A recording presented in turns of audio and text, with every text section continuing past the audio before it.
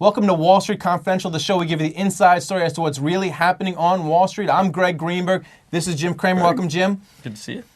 Alcoa kicks it off tomorrow. Earnings season, AA. Expectations are for a solid 75-cent number. I hate when there's ever good expectations for Alcoa because they've always failed to deliver.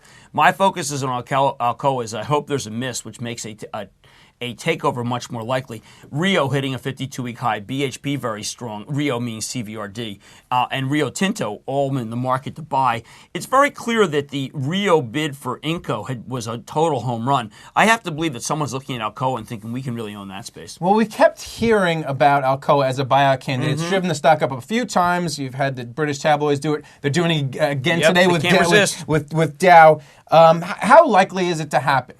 I think in the Alcoa's case... You criticize the management quite a bit. Yes, I do. And they're trying to do the right things now. They're buying back stock. They're hiking the dividend.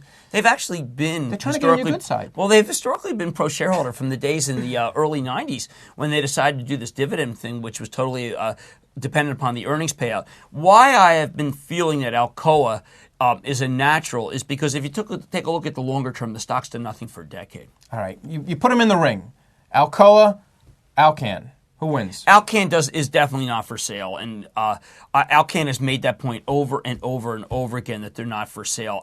Alcan's also much more highly valued than Alcoa, so it's much less likely to get a bid. All right, what's the China entry into that ring? Will they sneak someone into that ring? China is ramping up production, I suppose. And I caution. In October of last year, we heard that the Chinese were ramping up steel production. And here's Schnitzer Steel, which is the biggest exporter of scrap to China, just going off the charts. Reliance hitting off the charts. Letter X buying a company. There's a worldwide steel shortage. There can easily be a worldwide aluminum shortage just like that.